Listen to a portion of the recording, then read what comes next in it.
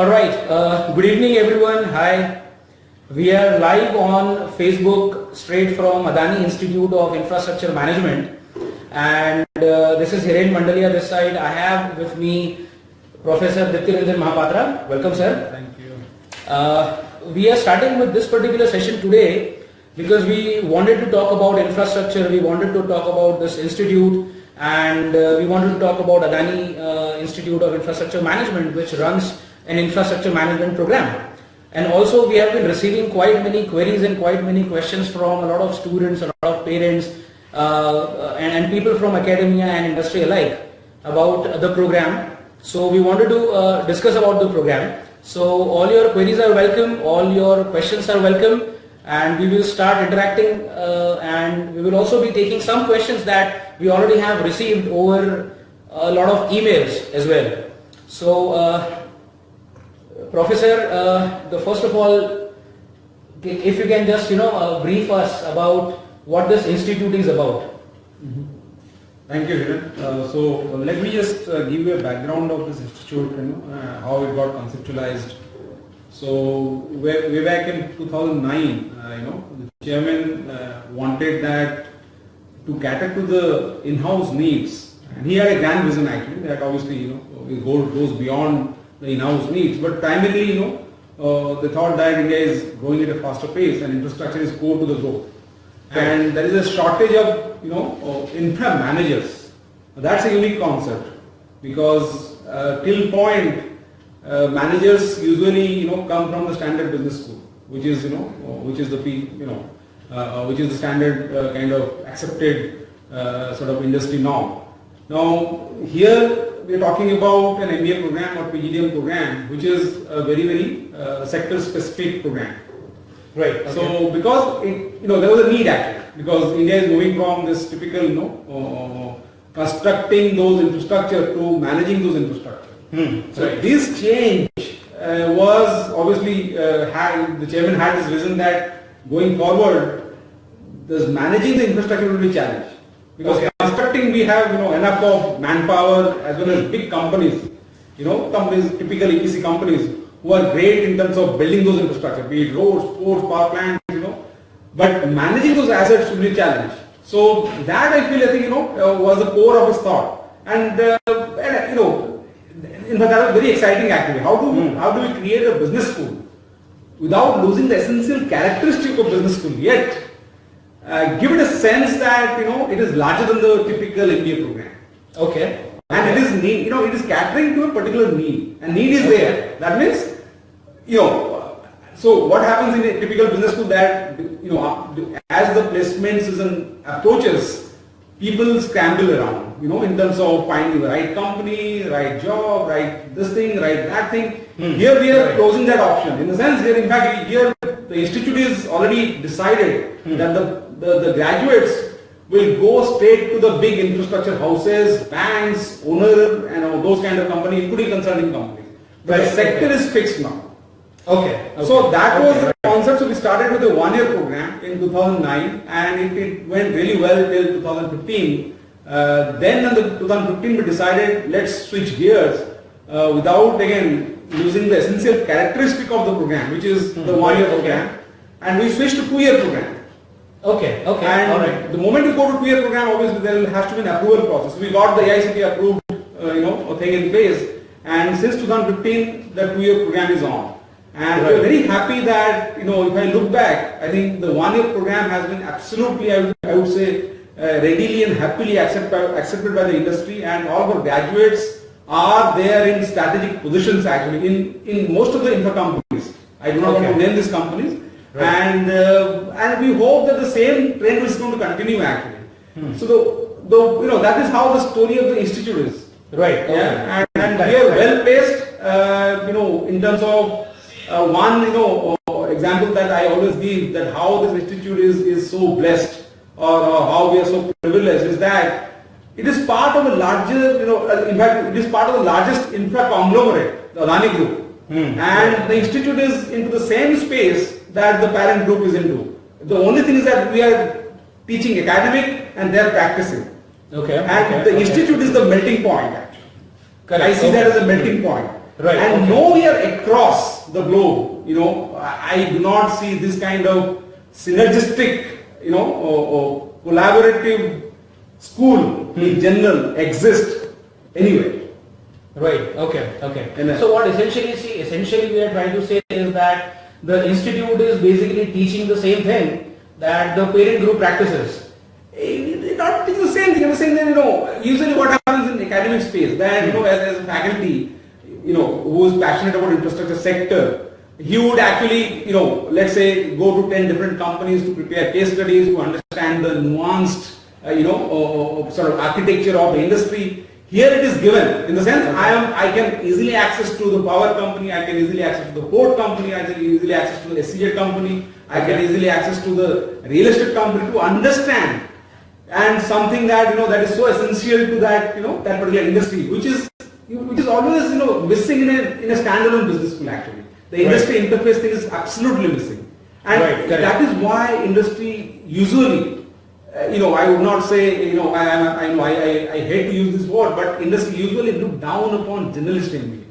Right. Who are general MBAs. Okay. They believe that the general MBAs throw a lot of abstract concept, which is detached from the industry needs. Achha. Here the same abstract concept get intertwined with the industry specific needs. Right. That I hope that is palatable. I hope that is the reason why industry is enjoying our graduates. Correct. Okay. Coming down to the basics, Professor, how would you really define infrastructure for a layman? And because see, generally what we've seen is that whenever somebody speaks of infrastructure, we have these visuals in mind of a concrete structure and the buildings and the roads and the dams and the highways. Those typical physical assets. Agreed that they are most important assets for an overall economic development. But how would you in this dynamic times and in the changing times define infrastructure for us? And if I can just add one more question to that, how does the institute really define infrastructure management with that perspective? Right. So you're right actually. In the first question is absolutely is that infrastructure to a layman actually, or rather if I have to put it across, it is something that supports economic activity. Right. Okay. Many of us, mistakenly believe that infrastructure is only the hard infrastructure. For example, roads and power plants, and they are infrastructure. They are one category of infrastructure. And some people also mistakenly believe that infrastructure is IT infrastructure. Again, IT infrastructure is infrastructure. But there is also a softer side of infrastructure, which is absolutely again a missing link in the entire educational curriculum actually. The softer side basically would include not necessarily limited to our education, health, the community, the stakeholders, the NGOs. So I think broadly speaking, teaching one part of the infrastructure, whether it is hard or soft, and not dealing with the other is a half-baked cake actually. So you have a particular sectoral understanding, but not in toto. That's one part. Okay. And coming to the second part, which is the infrastructure management. How do we really put infrastructure management into perspective? Absolutely. So keeping in mind the way you define infrastructure. Correct. So we are, in fact, many of our students or many of the prospective applicants or parents, they ask this question. I always define them that we are a business school actually.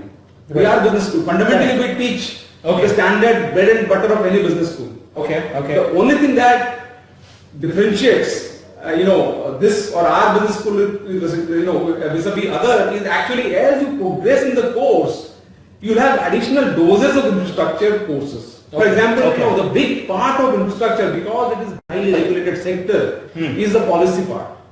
Whether it is electricity, whether it is port, everything is regulated. And slowly and steadily private sector is coming into the space. So there are two aspects which are very central to this. One is the regulatory and policy aspects, and the other one is the private participation. Because private participation, the moment you invite private party, they do not come with a philanthropic motive. There has to be a rate of return. Right. That means I have to really balance the contract in such a way that there is risk and on the reward is absolutely commensurate. Okay. So broadly speaking, if you ask me what are the major highlight of this program, I think one is the policy and economics model, which is very strong.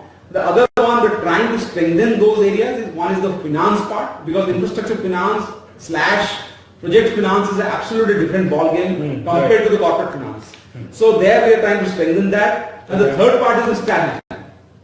So the 3 blocks, so these 3 courses are anyway available in other business school. They are. But we are trying to, what we're trying to do over here is we're trying to super specialize this kind of functional into the infrastructure sector. That means when I'm teaching corporate finance, I'm also teaching infrastructure finance, I'm also teaching advanced risk management infrastructure finance.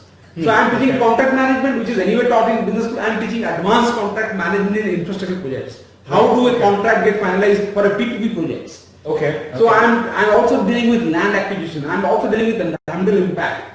In terms of strategy also, I'm just taking the strategy to an infrastructure space kind of context. Right. So broadly speaking, the courses nature would remain same as compared to a normal business school. But as you advance in the course, you will feel the heat of the course. That you're slowly and steadily the course is pushing you to those domains actually. So in general, this program basically is as good as a management program. In fact, it is a business management program, right? Absolutely. We have a perspective of infrastructure. Absolutely. With a perspective, with a deep dive actually. So that let me sort of summarize this. The foundational course would remain the same. That means we have HR module, we have finance module, we have strategy module, we have the accounting module, and we have the computing module. On this foundational course, as you proceed, you will deep dive into the sector actually. That means there will be advanced HR in infrastructure. So how HR is practiced in infrastructure. So unless you have the HR 1 clarity in your head, you cannot understand the HR 2.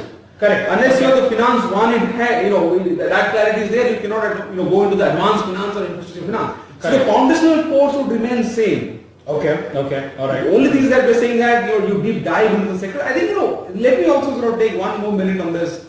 Even in the general management schools, the top schools, if you see and take a survey, they anyway have labeled themselves as a specialized school without them realizing them. Let me just give some example. One example that, for example, within India also we know, let's say AIIM is a place for finance, this for marketing, that for. But if you go to the top schools also, right? For example, if you go to if you go to a school like Kelly Business School, Indiana University, that school has consistently sent its graduates to marketing companies. To marketing companies, because there is a synergy between this school and the FMCG companies. So the point I'm making is that is true for if you want to work in private equity company, you have to go to Stanford School. If you want to, in fact, people say if you want to work in, if you want to work in Apple, then you have to go to Fuqua Business School. So there is already synergy already established between the general MBA program and the industry. So the general MBA program itself has evolved into a specialized program. That's the point I'm making. Without them realizing it, without them preaching about it. Got a point. Just I'm trying to put things in context actually. No, that's correct. So Professor, how do we really understand now going forward into this particular discussion is that see, for all our viewers as well, and then for all the people who have commented, and for all the people who are looking forward to this particular program, I am again mentioning a few details which are there. This basically is a PGDM program, which is again an AICTE approved program, and this is a 2 years full-time program. And the way the program has been designed is that it's a residential course. It's a residential program. It's a 2 years full-time rigorous pedagogy that's taught. So, Professor, if you can just delve a bit on the pedagogy of the program and how the program, a residential program, is in a way more beneficial to the students and the prospective aspirants. Right. So that's a great question, because again, usually typical PGDM program, the core of the delivery is the case methodology. Correct. More so in our case, because ours is an applied course.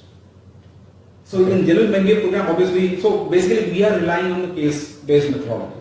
So either the case we draw from Harvard Business School collection, or we write our own case. Okay. So that means if I have to teach a course in, let's say, infrastructure finance, I think, while there are plenty of international cases available, Okay.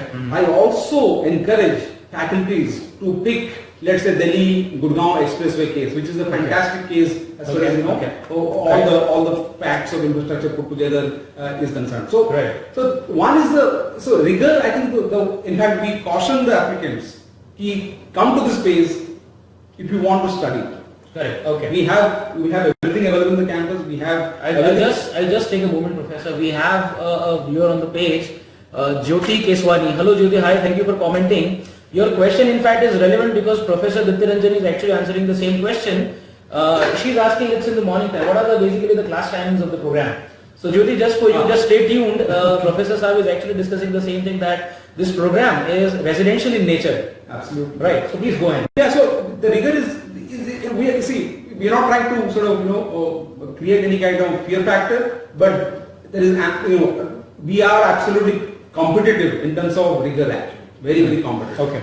So we make sure that the classroom discussion is not rote learning. That means there is nothing but textbook, go to page number this and tell me what you know. It is a case that is given and you have to come prepared, and the instructor would start with the fundamental sort of lead questions actually. Okay. So, and there is a percentage of marks that is given for class participation.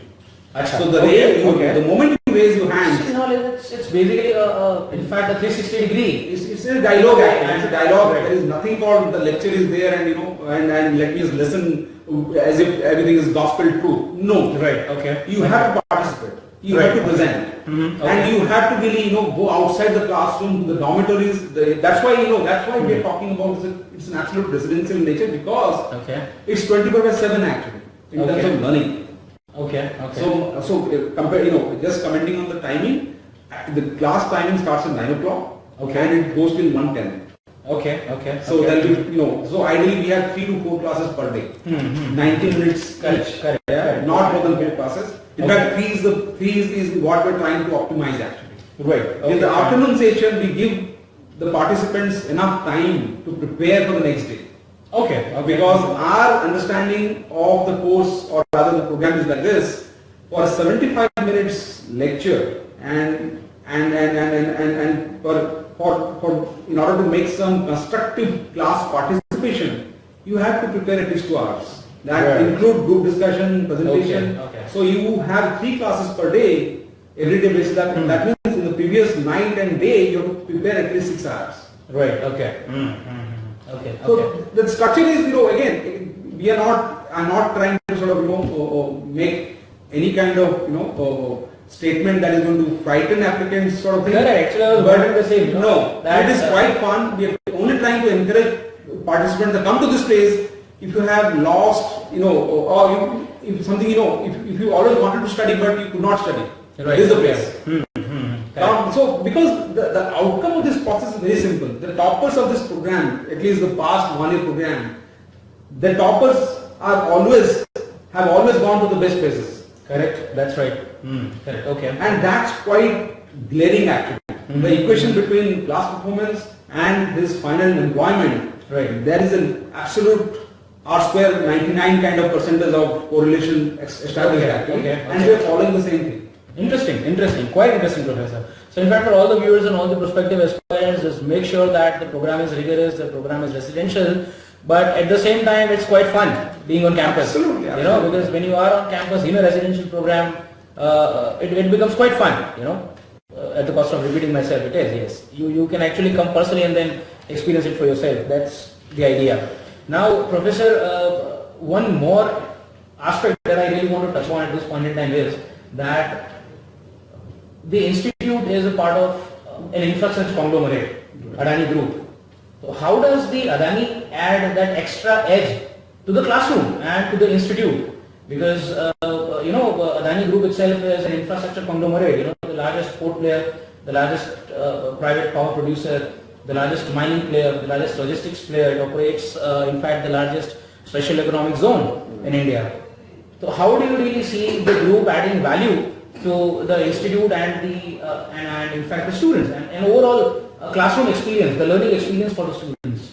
Yeah, so again, it will be unfair actually. So to dilute the importance of this group, or contribution or spillovers to our sort of delivery in the classroom in just few minutes or few seconds that you're giving. But I'm trying to let me try to do justice actually. Correct. So I will try to contextualize in some examples actually. For example, I'm saying there is a course that is right now running is private equity course. Okay. And Professor Srivastav, who is heading the, who is coordinating the PGP program, he is the faculty in charge of that program. Okay. And we are so lucky that, from the group, Okay. Mr. Devang Desai, who has been at the helm of corporate finance activity and who has been the CFO actually, he consented to deliver this project, to deliver this course. Okay, great. I mean, I am not able to imagine a better combination of the mix of practitioner and academician, and a practitioner who has been involved in the private equity kind of activity for the group for the last so many years. Right. Okay. He is getting, sort of joined by an academic to deliver the program. I think the students will be the testimony to the experience. Absolutely correct. This is just one example. I think that so here we are not trying to substitute. First of all, let me just clarify this. There is an academic delivery that has to be delivered, no matter what comes. There is a theoretical rigor that has to be delivered. Right. We are saying that on top of this, let me sort of top it off. Okay. The icing on the cake is actually the practitioner's perspective. The practitioners who actually bring the best practices to the classroom. You name me the real time experience. You name me one school across actually. Just let me know one business school across who has this advantage which is given actually. That means I'm teaching electricity. I personally teach electricity actually. Okay. All right. Okay. And before I teach electricity, I make sure that I talk to the BD guy, the business development person in Adani Power before night. Oh, okay. I want to make sure, at least I would love to have him in the classroom. But for Okay. various reasons, we know how the corporate people are busy actually. Correct. Right. So that is something so so valuable actually. Right. That I'm talking about a particular sector, and which I talk about various theoretical aspects of pricing electricity, this and that, the legal aspects of electricity, and that is true for the other sectors also. But I also make sure that I get the valuable inputs from the corporate who is practicing it, and if possible, drag it into the classroom for a session. Okay. Okay. All right. That closes my All those resources are quite, in fact, a phone call away. Absolutely. It is maybe there. not just an email away. It is just there. Okay. In fact, it will be, so I think that's a huge kind of advantage and the USP Right. that the institute has, which is absolutely amazing. Actually. Absolutely amazing. Correct. So in fact, for all our viewers, this actually point makes much more sense. That you have all the practitioners of the industry, coming to the classroom and sharing their very treasured knowledge, with all the students as well. Now, Professor, just to bring the discussion forward, what are the graduate profiles or the attributes you're looking at into this program? You mean to say the input side? The input side, yes, and correct. And if I can add one more question to this particular question itself, who can apply, to the program? Who can apply really? Because we have received many emails and many queries from a lot of students who are from technical background and who are also from non-technical background, who are actually seeking some sort of a guidance into, how do they really apply and how do they really fit into the program? So again, let me just try to answer it in some broad parameters actually. Okay. We are not looking at a stellar undergraduate kind of records actually. What we are looking at is some idea about or passion about where you want to go down the years in terms of career. Right. Okay. If the person is already sure that he or she wants to be in the infra space, this is the place. Right. There it stops. Okay. So we are not looking at whether the person is a BCom graduate or a BCom graduate, a BE civil or a BE electrical. We are looking at, because we are not technical in that nature. Right. Because our graduates fit a beautiful space in infra companies, which is, I would say, the business development space. It could range from, executive assistant to the CEO, Okay. to the business development manager in various space actually. That include, you name this department, and our graduates fit into that space. To consulting companies, which is the government in utility verticals, to infra banks. So you name the banks, they have dedicated infra finance verticals. Okay. Companies like SBI Capital Market, they have recruited in the past. Companies like PwC, they have recruited in the past. Okay. But they have recruited in that particular vertical that we're talking about, which is such a sweet spot actually. Right. So Okay. the point that I'm making is that we are not looking at this tailored undergraduate performance. At the same time, we do not want Dutch to come here. Right. Okay. At the same, but the passion should be there. We have in the past recruited people who are not so great in their undergraduate performance. Correct. But we have really been able to transform their career in terms of not just putting them in a particular company, to make them a better individual actually. That's also a part of the business school, because we are professionally, we are professional school actually. We are not standard, No, absolutely. And in fact, all the people would even buy this argument that in fact, these 2 years eventually, for most of the prospective aspirants, these 2 years, in fact, the post-graduation education will be in fact the final 2 years of your academic career, for most of the graduates, and unless you really want to pursue the academics further. So the point that Professor Saab is actually making, it does make a lot of sense, right? One more question that we have, in fact, that needs your explanation, in fact, and some more light on the topic is, what are the various career prospects after a particular student opts for infrastructure management? So so this is something I think it ranges actually from any company. I would say any company who is into infra space, whether it's a bank, whether it is a consulting company, whether it is a think tank, whether it is a infra owner like the airport owners, power plant owners, SEZ owners, and other planning commission, including planning commission actually. We all all this company they really mean a lot to us, to our graduates. Right. Okay. So again, I know companies, like for example, I'm saying let's talk about a consulting company. So consulting company, we have a government utility vertical. There this graduate fit very well. The same thing if I go to, let's say, a typical infra owner, for example, an airport owner. It could be GVK, it could be GMR, it could be any other airport owner. So they have right from a tariff department to business development department to tendering to contracting. I think again the graduates fit really well over there. So I would not limit to any companies. I am saying that any company who is into infrastructure, business, especially managing infrastructure business, not the constructing part. Okay. So let me also clarify this. We are not construction management school. Right. In fact, that was one of the questions I really wanted to ask. Don't want to put that in any other lighter context. Construction management is part of the infra management delivery. Okay. So it's a subset of infra management delivery. Right. Okay.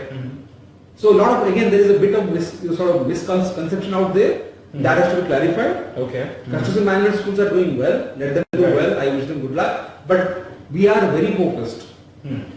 We are saying that it is larger than the standard package out there. It is all put together actually. Okay. So again, any companies who are into infra space are the companies that mean a lot to us. Right. Okay. So how is this different from really some specialized programs within the infrastructure space? For example, you say construction management. We say that it's a part of an overall spectrum called infra management. Within the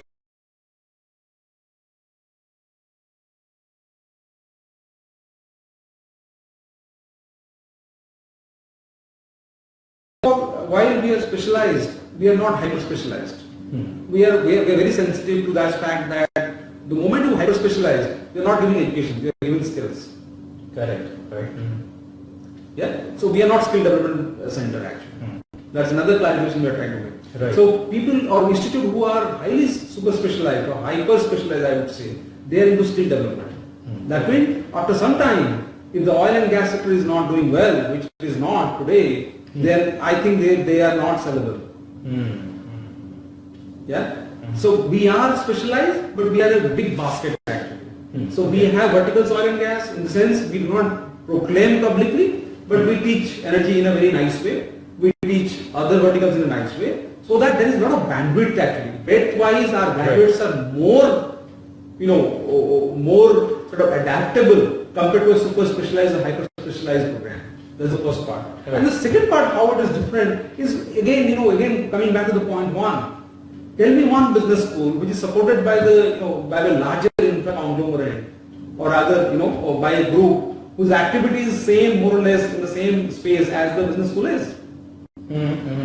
So the schools that you and me know, who are into super specialized and hyper specialized, are basically standalone schools. And again, without getting into the nitty gritty of delivery, I think we are banking on the delivery part. That's it. Okay, so that's the major differentiator in fact. Absolutely, there is no way we are going to dilute the delivery. Neither we are in any kind of competitive mode. We are absolutely clear. This is a very, very sacred space, and there is absolutely no one. In fact, it's almost like taking some academic concepts. It's a blue ocean strategy for us. We don't see any competition actually. That's it. Right. Okay. Correct. So, Professor, if you can just again, for this particular program, PGDM Infrastructure Management, how about, we received quite many inquiries from quite many students, and since this is a business management program, a lot of queries actually revolve around the placements at the institute. So how do you really address all the questions about placements, and what are the opportunities for the students? The way we discuss the career prospects, what are the opportunities for students as far as the placement is concerned? See, again, I think again the story of 2015 batch, which is the 2-year program, is going to end in 2017 April. Correct. And the placement season is already on. Right. The statistics is available. It's quite encouraging actually. Some of the consulting companies, they have picked our students. Right. Some of the, but I think I will not look at this statistics actually. I will look at the old statistics. Right. Because as I told you, the 1-year program and 2-year program.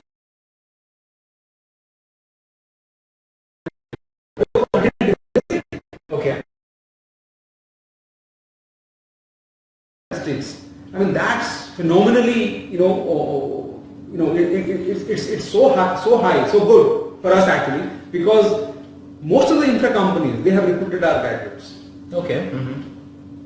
So placement, again, I think when we look at, we are there to help students, and we are quite sure that the graduates would automatically get into the space that we are designing, or we are designing the program that the way it should give us the final outcome. But the point I'm making is that placement is an outcome of the delivery that you're making. That is the first part. Second part is that having the support of the group and the associate company and the outreach that we have, I do not want to make any kind of comment on this particular weightage that is on the placement part of the placement. Right. Okay. So basically, the placements are really the part and parcel of the program. The students should not really be picking a B school just by looking at or maybe just by. It's an aspiration. Agreed. I agree. But again, when I'm saying this, I'm not trying to sort of dilute the placement aspiration or the valuation of parent or students. All I'm trying to say is that for us, the placement, again, it is not a struggle actually. It is not a struggle. Right. Neither I'm saying that the others are struggling. I don't want to comment on the others. All I'm saying is that we are in a very safe place. Correct. In safe hands, both from academic perspective as from support perspective. Right. I do not want to go further on this. In the sense, the placement is an outcome of efforts by all the stakeholders. Right. Okay. The stakeholder include the institute stakeholder and the support from the board. Okay. Right. Okay. Correct. Okay. So it's been almost 30-35 minutes now that we are discussing about the institute and about the program. I have one comment from a viewer here, Rishi Dave. Hi Rishi, thank you for commenting. he basically asks that how do you see the future of infrastructure managers? We have discussed about this again, but then if you can just answer the question. The answer, this is a very nice question actually, but I think the answer is same as how do you see the future of business manager. So the point is, we are into a program which is fundamentally producing business managers, but the sector is infrastructure, and infrastructure story is never ending actually. Right. It's absolutely never ending. Look at the US, the best infrastructure in the place. Correct. The back to infrastructure. So the point we're trying to make is that it is a space that you should be passionate about, and there are evolution of infrastructure actually. So you may be at a build stage, you may be at a manage stage, you may be at a future building stage, expansion stage. It's on and on actually. And in fact, with governments after governments and policies after policies focusing on major infrastructure projects. Absolutely. We are compared to China, we're spending nothing. So in terms of percentage, if I just see, China spends almost 11 to 12% on infrastructure, and after that, they're still deficient. Right. And we are not hitting 4 to 5% actually. That means the miles to go actually. That also talks about the scope. There is huge opportunity. I mean, we're talking about, today we're talking about, let's say, Delhi, Mumbai industrial corridor. We're talking about patches actually. They're all patches. We wanted to see the entire India to have, dedicated freight corridors. We wanted to see entire India to have expressways. We wanted to see the entire country having fully, electrified and electricity surplus actually. We wanted to see SEZ. We do not want to see SEZ in fact. We wanted to see India as an SEZ. The entire India become SEZ. That's the growth. That's the ultimate. So I think to answer Rishi's question, I think till India becomes an SEZ, you have scope. Now you can imagine where we are today. Right. So Rishi, you have your answer here. In fact, and for all the viewers, there is tremendous scope into this sector in this Uberized world. I would put it in that way. Absolutely. Right. Okay. All right. Because Uber. I don't know how do you really segment the business that they are into. Is it a transport segment? It is a technology segment? Is it an IT infrastructure? Maybe you pay through your wallets, so you're involving the banking infrastructure. Absolutely. So how do you put it into perspective? Yeah. Talking of Uber. Again, that's the part of disruption that is happening in the infra space actually. Right. So a lot of people believe that Uber is a transport company. To me, actually, it's not a transport company. It's a technology platform. It's an exchange actually. Okay. Like you have, stock exchange. Uber is an exchange. What it is doing, it is trying to infuse liquidity actually. Okay. That is good. But the same concept, as you rightly pointed out, has tremendous amount of implications in terms of back-end infrastructure, so-called physical infrastructure. Right. So while Uber is absolutely, in a virtual world, I would say, but for that, a lot of disruption is happening in the physical world. The way taxi companies are operating, the roads are being built today, the roads have to take into account something called not just Uber world, but a driverless world. Right. Okay. So it is possible. Correct. Absolutely. In fact, the logistics and the transport sectors and everything is going through such a sea change. Absolutely. You have machine to machine learning. You have driverless vehicles. The concepts coming in. You have artificial intelligence. Experts are talking about it from a long time. You have digital disruptions happening. That's true. So in fact, a lot of scope is there. Is what we understand, and it's visible. The scope is visible. Any disruption that is happening in technology space. In my technology, I always think technology is part of infrastructure. But the point is that even if for a moment I say, technology is not part of the hard infrastructure, but any disruption that is happening in technology space has huge implications for physical infrastructure. Correct. And that is already visible, but that gives us a lot of confidence and that gives us a sense of opportunities actually. Yeah? Right. Correct. Achha, I'm just going to take a couple of very specific queries from some of the students and some of the emails we have received. One prospective female aspirant has asked that, sir, I am a BBA graduate. Can I pursue this course? It's a simple query. Yeah, the same answer actually. If you can pursue an MBA or PGDM program, you can pursue PGDM into management because it's a business management program. Correct. So here you have an answer. I have another question from another prospective aspirant. He happens to be an IT engineer, right, and with some amount of an experience. He has somewhere close to 2.5 years of an experience. Right. So he's saying that, sir, I am an IT engineer. I have this 2.5 years of an experience into this industry. Right. Now basically he has two pronged queries. One is that what is in it for him, and the other query is that, sir, do civil engineers have an advantage in this program? That I think that's a very most sort of we come across this question quite often actually. Right. Okay. Yeah. So let me just take this question. So IT engineers, do you have what is it? What is this course is going to offer to you? Again, I think most of the infra conglomerate, they are also within organization wise, they are going through a transformation phase, right? Okay.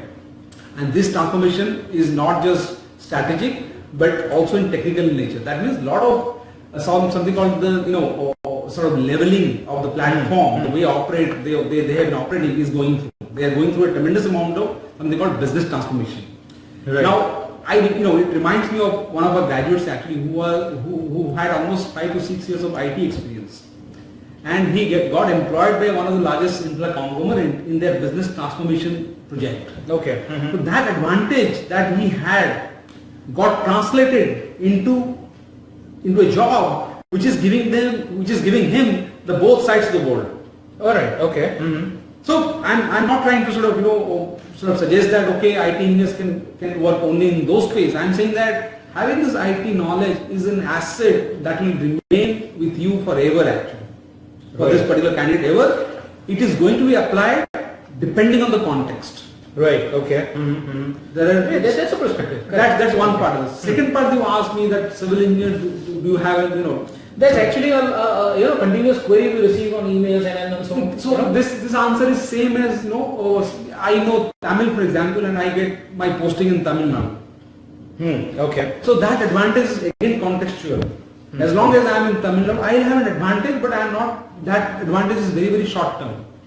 All right. Okay. Because again, the moment we because the program in no way discriminate between graduates' background. Okay. Correct. Perfect. Right. That means no way any particular class session will have an advantage to a particular kind of student's background because it is an MBA program. Correct. Absolutely. That's so right. that does not mean that a finance course will not or a chartered accountant coming to the classroom will not have advantage in finance course. That will be there. But I am saying that we have not designed those things. We have not designed the course keeping those things in mind. We are keeping a very, very agnostic kind of background that we assume that all of you are in the same footing. All right. So then that's in fact an interesting perspective for all the viewers. That this particular program is a management program which is actually the graduation agnostic. It becomes indifferent to whatever your graduation background is, right? Correct. I mean, again, some of the best graduates, at least, I don't want to name those institutes, but they are the top end institutes, and I also belong to that institute. And there I have seen actually the top performer are from social science background, not from the top IITs or the BTech graduates. Because the course design is such, it does not give them advantage. Okay. Yeah. Right. Correct. Okay. All right. How about some experienced candidates? If they really want to apply and if they really want to take a career forward. I mean, this is heart of heart. If you ask any business school. Sir, I tell you a very specific question that I have received over an email. That here is a candidate who is an electrical engineer by background, who did a bit of a certification program from an institute and happens to have somewhere close to 5 years of an experience within the sector. So he's within the power industry and he's looking forward to adding some more value to his overall profile. So how do you really see this program and his profile fitting? So again, finally it all depends where you want to go. So this particular background, having 4 to 5 years of having worked in the electrical industry, and how does he want to leverage this background? That is very important because the course is in the intersection between graduate students and an industry. Yeah, this is in the middle actually. Correct. And so we only can join dots provided you want to be part of the state line. Okay. Right? So you have a passion in the power sector or energy sector, and I am coming with 4 to 5 years of energy background. Okay. I mean, energy company could not have been more happier than recruiting me. Okay. I mean, they'll be the most happy person to recruit me actually, right? Right. So there is a huge advantage actually, and Correct. within the classroom setting, it isn't absorbed. It is quite well established that the experienced people, their participation level, their performance is always high. Right. Okay. So academically, we expect the experienced person to perform well. The moment the performance is something that is beyond or rather is good, then automatically the outcome is also correct. Good. Okay. I have this another comment here on this program. We are in the final this segment of this particular session, but I would just like to take these two questions very specifically.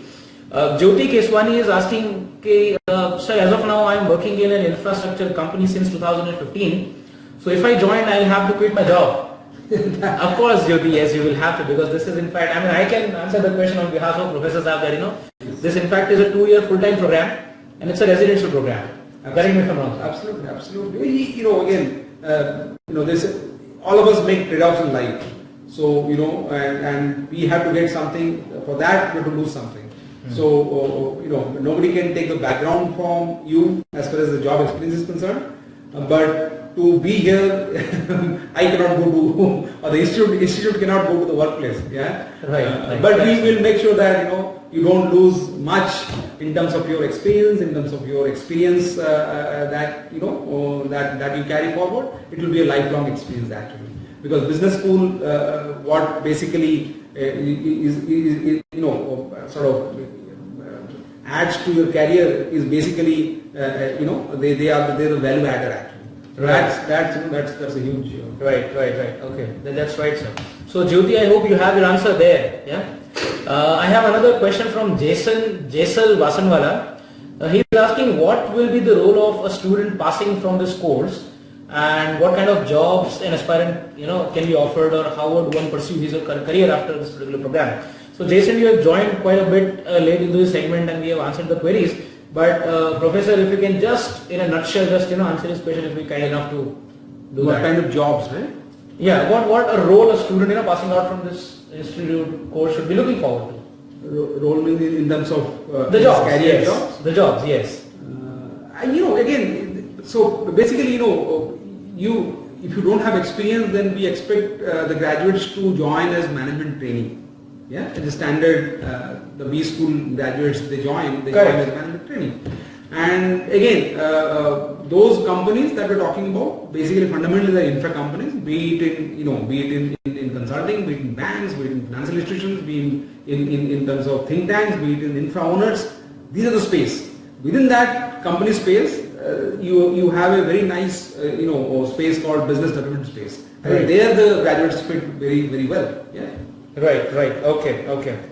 So we've been talking about the program, the institute, the course, and everything, for quite some time now. And I would really wish to quickly wrap up the session now. Professor, if you can just in a bit, tell us about the differentiators of the program, quite in a nutshell. And if you can just concise the entire discussion and give our all the viewers and the prospects a very brief idea. Yeah, I think again. This very quick, 3, 4, 5 major differentiators, and then we're done. Yeah, so one is obviously the unique sort of value proposition that we are bringing to the classroom by having the support of the largest infrastructure conglomerate. Actually, that's the first thing. Right. And the second is actually the industry spillovers, the industry interface. That most of the standalone business school they spend their entire sort of year searching for the right industry to come to the classroom. And here they are blessed actually. Correct. And the third is something called the seeing. Seeing is believing. That means because it is an applied course, it makes a lot of curiosity actually.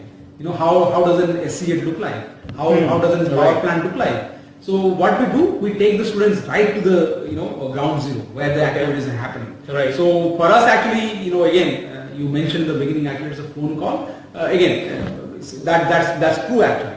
That's true. We make a phone call, we make arrangements to our own facilities. and we make sure that the graduates go there and sort of immerse themselves in those 5-7 days to understand how a power plant operates, how Right. a SCJ operates, how a solar manufacturing plant operates. Correct. So I think that, so these are the main sort of thing, and the fourth one is the curriculum and the delivery actually. Okay. We do not compromise on that aspects. And all put together, we expect the industry to sort of embrace the graduates with open hands, open arms.